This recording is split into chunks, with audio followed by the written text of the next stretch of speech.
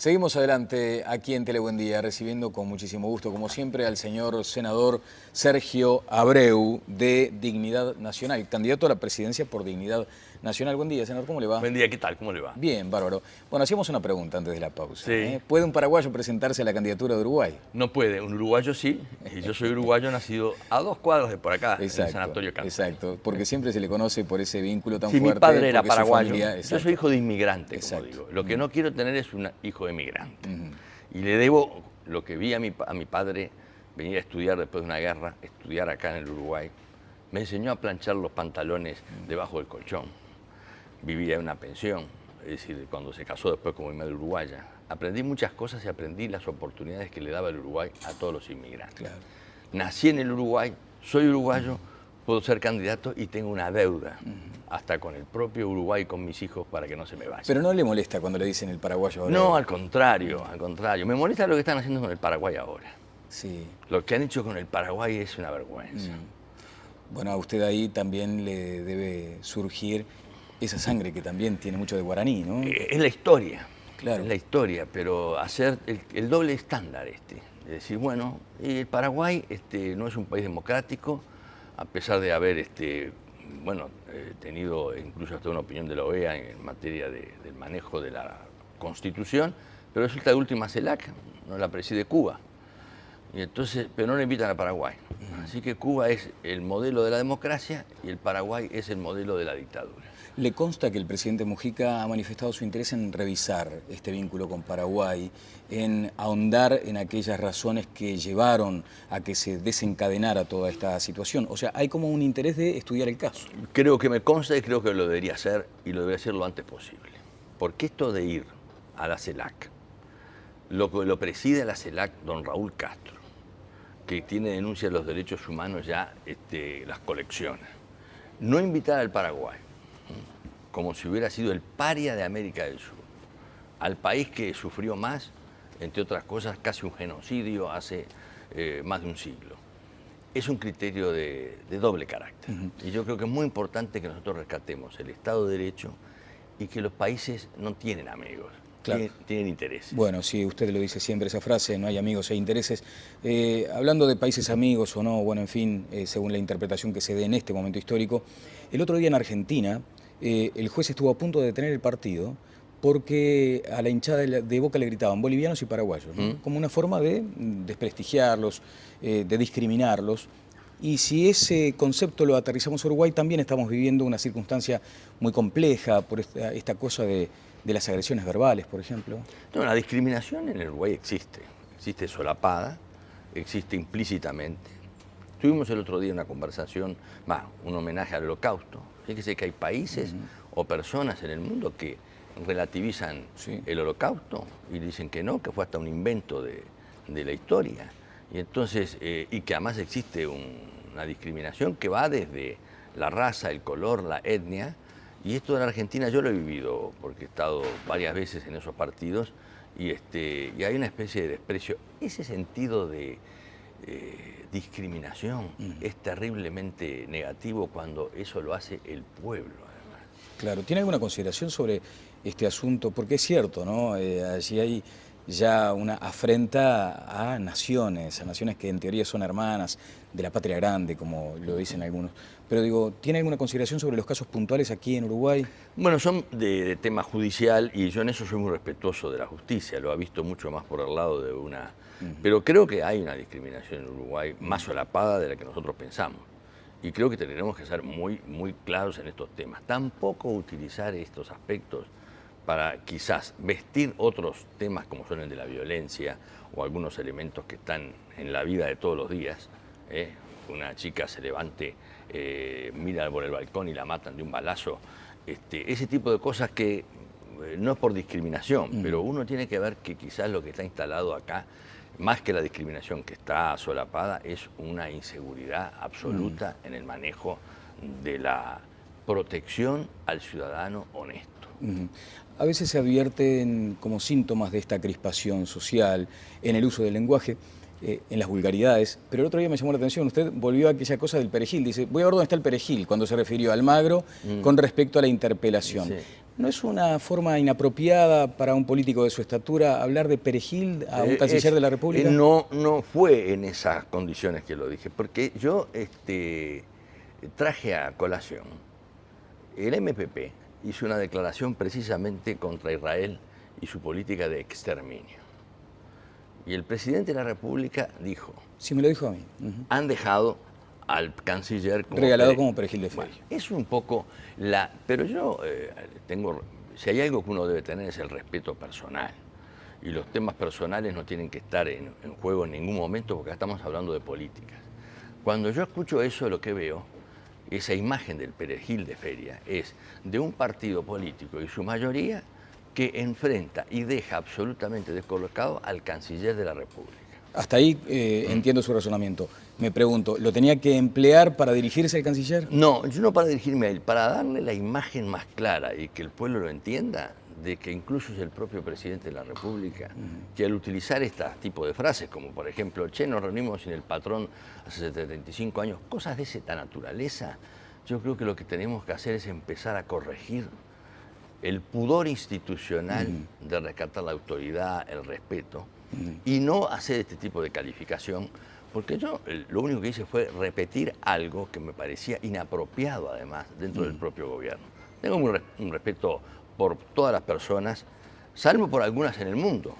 Por ejemplo, usted habla tengo un presidente centroamericano que a mí me parecen, me repugnan. Claro, ahí ya no son perejil de feria, son otra cosa, ¿no? Exacto. Bueno, pero digo, entiendo que lo hizo entonces en ese sentido. Yo no es mi estilo, no es se toma a veces como parte hasta del propio verano para encontrar algo. No, claro. no. Bueno, lo cierto es que dijo, voy a ver dónde está el perejil de feria, más allá de que aludía a declaraciones del presidente de la República, en el marco de esta interpelación. Allí surge la herramienta esta democrática como muy desgastada para algunos sectores de opinión, como una herramienta que no arroja resultados desde el punto de vista político. ¿Cuál es su valoración? Usted dice lo que es la interpelación institucional. en sí, la interpelación es a los efectos, no va a quedar solo en que se participe en un acto partidario. Hay una representación del Estado por parte del presidente. El presidente nos representa afuera, es mi presidente, es el suyo, el de cualquiera, lo hemos votado o no. Y tiene que realmente participar representando al Estado. Y no puede confundir esto en determinados actos partidarios o políticos que no están y no son propios de su investidura. No es una intervención en los asuntos internos, es una intromisión. La intervención es una coacción, es una intromisión en los asuntos. Pero esto es no es lo más importante. Yo lo anuncio porque voy a hablar al canciller, le voy a hablar de a dónde vamos, cuál es nuestra visión de nuestra política. Si realmente esto es un club de amigos, en el que se equivoca se le justifica todo y el que no tiene afinidad con el club de amigos se le condena. El ver qué hacemos incluso con nuestro propio relación acá en el Río de la Plata, en la Argentina. Es decir, tratar de elevar el nivel para que el uruguayo que somos todos vea que no se arregla esto con un presidente que se pone la chaqueta un día de un oficial venezolano, que tendrá su estilo, todo lo que quiera. Yo creo que estamos perdidos en la defensa del interés nacional, del interés comercial, de las dificultades, de los abusos de la República Argentina, de gobierno, de las trabas que nos pone Brasil, de lo que hemos hecho con el Paraguay, que es parte de una imposición. Usted tuvo al canciller acá cuando le dijo, yo política, ética y jurídicamente discrepo con lo que pasó. Claro. Si no estoy, casi le digo textualmente, lo estoy sintiendo. Entonces cuando uno ve eso, dice, ¿dónde está la firmeza del país? No en pelear, en la conducción de un determinado principio de la estabilidad institucional, los derechos humanos, porque a veces parece que los derechos humanos son una interpretación distinta a los izquierdos humanos. Los derechos humanos son de todos. Claro.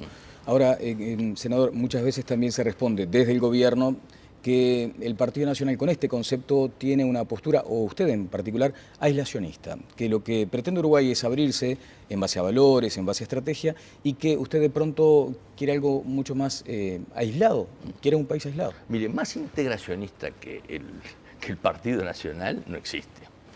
Es decir, porque somos hijos de la región, porque hemos estado siempre atados a los ríos, porque nosotros tenemos la salida de nuestros productos en Nueva Palmira, por ejemplo, que es la salida, estamos programando un puerto de aguas profundas que yo personalmente y además el partido lo apoya en términos generales, digo, porque tenemos que hacer del Uruguay un país bisagra, tenemos que defender los intereses del país.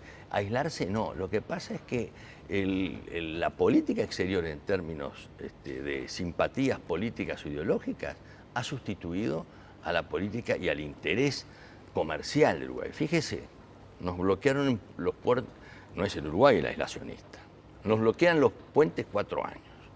Los presidentes no se saludaban con el doctor Tabaré Vázquez.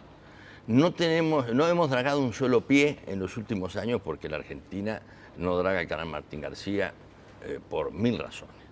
Tenemos 2 o 3 inversiones en Nueva Palmira, por ejemplo, una fábrica, depósito de combustible, como tenemos otra de Puerto Granero. Como asfixiadas. Que no nos dan la autorización hace 3 años. Tuvimos que ir a La Haya, no nos dejan ni publicar los comunicados que dicen que estamos... Entonces yo no digo, como dice el presidente, de pincharle un ojo a la presidenta de la República. Escupirle un ojo. Escupirle un ojo, pero yo no iría a recibir la Fragata Libertad, por ejemplo. Como fue Eleuterio Fernández Huidobro. ¿Por qué? Porque no es un problema es una concesión gratuita que nosotros hacemos en una relación de las peores que tenemos en los últimos años, donde el turismo hoy tiene efectos negativos porque el turista argentino no puede gastar o tiene limitaciones en materia de poder tener dólares para poder venir al Uruguay. Doctor, una precisión respecto a uno de los temas que usted ha abarcado. Esta conformación de una entidad binacional para dragar el Martín García. Esa es la teoría del tratado. El tratado tiene todos sus mecanismos. La Argentina está tratando de no dragar. Nosotros no tenemos una posibilidad de negociación. Yo quisiera ayudar en lo que puedo. Acá no es cuestión de hacer las críticas. Es muy fácil ponerse la vereda de enfrente. Pero ni siquiera se consulta. O sea, más allá de las dificultades que se han planteado con el representante en la CARP, que nosotros respaldamos mucho de sus preocupaciones, pero tenemos que ayudar con propuestas, conversar los temas. Y esto de inventar un ente binacional es una dilatación de todas las cosas. Si mejor dicho, es una forma de evadir, asumir que el dragado del canal Martín García tiene que estar a 34 y a 36 pies y estamos sin dragar. Entonces es un tema que no es fácil, porque yo sé que no es fácil, ni tampoco me voy a poner a decir fulano, pero digo, nosotros hemos perdido el concepto de la negociación. La negociación con el gobierno argentino y el gobierno brasileño tiene que ser más dura, más fuerte, pero es el trabajo uruguayo. Bueno, usted no está de acuerdo solamente con las consideraciones del canciller, dice que Argentina es esa muchacha a la que hay que seducir para que entregue lo que no quiere. Más o menos mire, yo ya a esta altura a los aspectos sentimentales recurro muy poco, solo a mis hijos y a mi familia.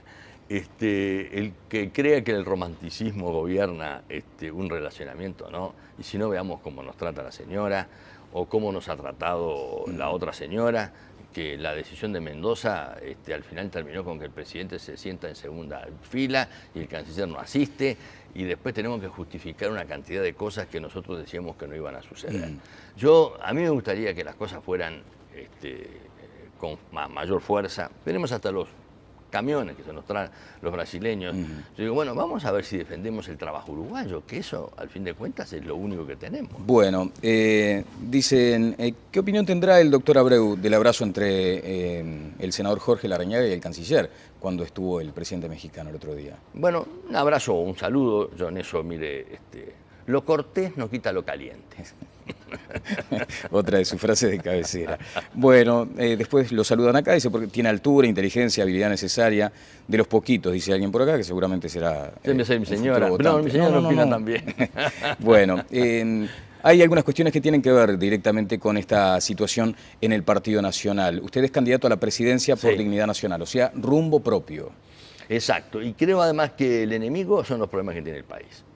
Así que tenemos que trabajar en conjunto y ahora. No está el enemigo interno. No, eso ya es un tema que no podemos darnos ese lujo. Tenemos que ayudar a salir al país con un aporte nuevo, a rescatar, por ejemplo, la autoridad, los valores, que muchos valores se están perdiendo. ¿Un programa interno único antes de las elecciones? No, sí, pero eso es escribir. Mire, quiere que le diga una frase. A ver. Yo ya no quiero ni tantos papeles de la oposición ni tantos papelones del gobierno. Lo que quiero son soluciones concretas. Tenemos un tema de la seguridad, un tema del dólar, un tema de la inflación. Bueno, vamos a trabajar hoy sobre Claro, eso. ahora hay una divergencia interna que debe ser atendida. O sea, hay quienes entienden que debe armarse un programa único de gobierno antes de las elecciones internas y aquellos que pretenden darle su sello personal, su perfil. Se pueden hacer las dos cosas, pero los programas, decía, más allá de que tienen que haber los lineamientos generales, los programas no pueden ser postergados. Acá los problemas son hoy. Si yo soy senador, soy legislador, y viene una persona y me dice, mire, tengo un problema en la seguridad, tengo un problema en que no puedo salir a la calle, o tengo problema en la educación. Entonces digo, no, espere que yo le voy a escribir el programa y después usted me vota. Entonces yo voy, trato de hacer el aporte, trato de dialogar a veces. El gobierno no tiene una gran capacidad de diálogo porque impone mayorías que negocia antes, porque hay una discrepancia muy fuerte dentro del propio gobierno. Pero yo quisiera las cosas trabajarlas hoy, con propuestas. Por ejemplo, hace poco presentamos con el presidente de mi agrupación de gobierno, el doctor Del Piazzo, el proyecto de control de las sociedades de derecho privado que tienen las empresas públicas, que son decenas.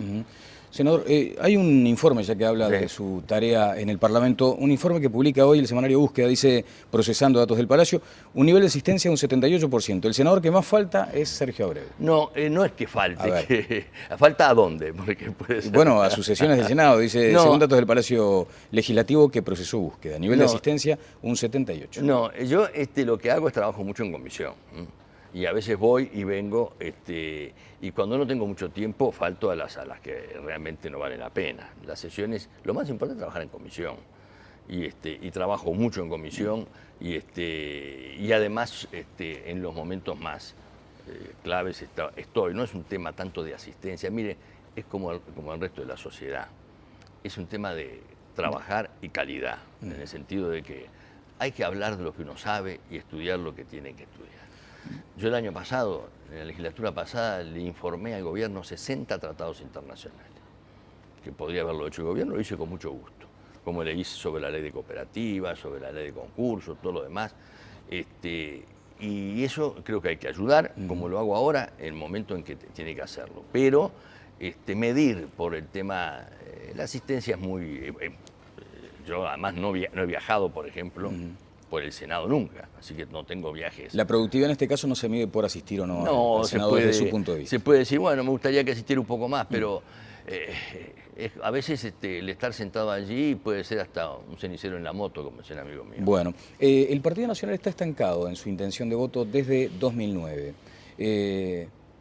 Eso es lo que marcan las encuestas. ¿Cómo observa el fenómeno? Porque ha de ser también una de las principales inquietudes. Hay que crecer, para ganar hay que crecer. Mire, creo que es muy importante que el partido haga un esfuerzo por modernizar la competencia, por crear las condiciones donde las propuestas sean claras, donde se trabaje con mucho más fuerza, donde no se esté mirando más de reojo quién es el que pueda ganar o no ganar dentro de la interna. ¿Para usted está definida ya la interna? Porque acá hay dos polos que aparentan ser muy fuertes, una por un lado, Alianza por otro, el senador Larrañaga que se siente tan seguro como para decir yo necesito ser el candidato único del partido porque soy el que le puede ganar a Tabaré Vázquez, la llegada de Luis Lacalle Pou, para usted no está resuelto. No, es más, yo digo que el triunfalismo es el peor enemigo del optimismo.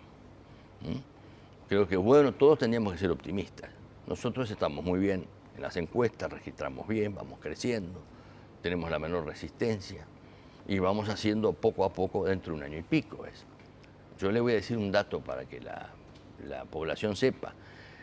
Todas las elecciones internas, desde que está el sistema, los que iban con el 50 o el 60% en diciembre del año antes a la elección, es decir, 4 meses antes, perdieron. Perdieron por un porcentaje bastante fuerte, tanto que no se necesitó ir a la convención. Es decir, así que aquí, no, aseguro, se lo llevaron preso. Entonces, acá lo que hay que competir, lo que no hay que es descalificar.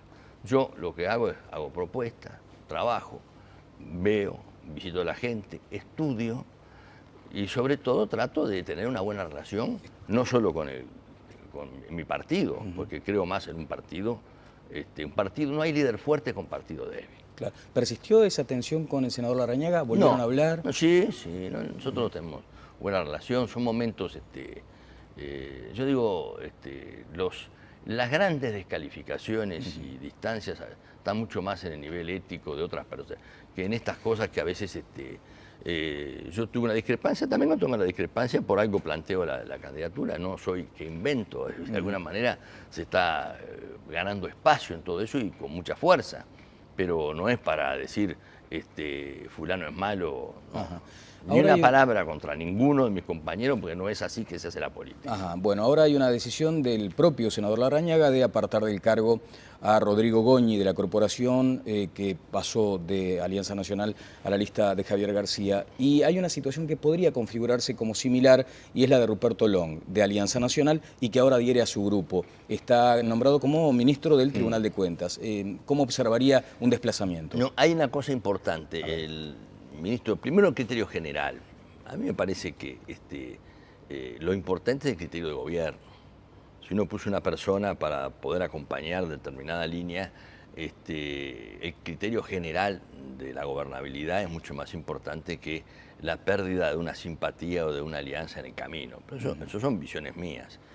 A mí me parece que esos ajustes no son los más adecuados, pero eso cada uno tiene su criterio. Sí del ingeniero Long, que el ingeniero Long es ministro del Tribunal de Cuentas y él no tiene ninguna actividad política. Tiene prohibida la actividad política. Claro. Y además lo que ha decidido políticamente ha sido el grupo entre todos. No ha sido él, ni siquiera participó de las decisiones por una... así que tampoco, a mí no me parece que este sea el mejor camino, porque en realidad lo que nosotros tenemos que mantener son las personas que realmente valen al frente, tengamos o no una discrepancia en el camino, sino al final se transforma en que es una representación por cada sector, más allá de las capacidades que aporta cada uno. Bueno, doctor, le quiero agradecer estos minutos. ¿Advierte un escenario donde no va a haber mayorías parlamentarias luego de la próxima elección? Sin lugar a dudas. ¿Y cómo se tienden puentes después de estas crispaciones, no solo en las internas de los partidos, sino también hacia afuera, ¿no? Mire, hay que hacerlo. Hay líneas de carácter general. Yo, por ejemplo, en seguridad y educación, tendríamos que trabajar y hacer aportes, pero desde ya. Estoy trabajando ahora, me voy a entrevistar con el jefe de policía, voy a hablar con el Ministerio del Interior, pero conversando con los aportes. Después las críticas uno las hace, pero lo mismo, yo diría, más en la política exterior o en el relacionamiento comercial.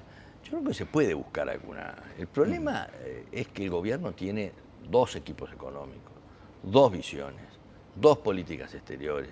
Y el presidente de la República tiene una característica muy especial que a veces nos deja un poco perplejos cuando dice lo político está por encima de lo jurídico.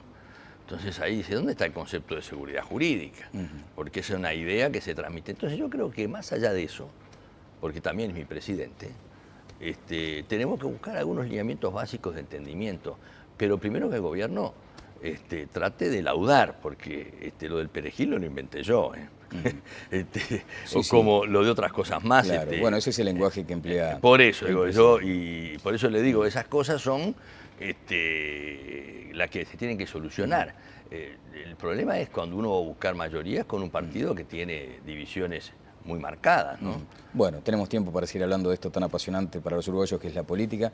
Uñas para guitarrero tiene, porque además cada tanto le da la guitarra. La guitarra es una cosa muy linda. Yo digo, es el idioma del alma, ¿no? Es cierto. Es el idioma. A mí me gusta la música mucho y tengo, bueno, grandes amigos que tocamos la guitarra. Usted sabe que a veces tenemos uno de los chalchaleros, somos amigos, yo soy muy amigo de los chalchaleros. Cierto. Entonces, Polo Román, que es el de Viene 2x3 con Roberto Canesa, el doctor, uno de los Andes, que está trabajando conmigo, que es un gran amigo.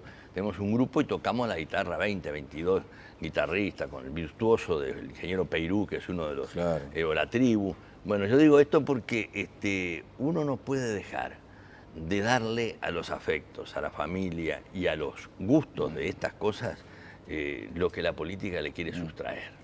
Y la política a veces se transforma en una máquina de picar carne. Y yo de eso, la firmeza de mis convicciones no pasa por entregar lo que realmente es un valor permanente en la vida de todos los días. Ha sido muy amable, Sergio. Un gusto, gracias. El doctor Sergio Abreu estuvo con nosotros. Vamos a ir a una breve pausa y seguimos adelante aquí en Telebuendía.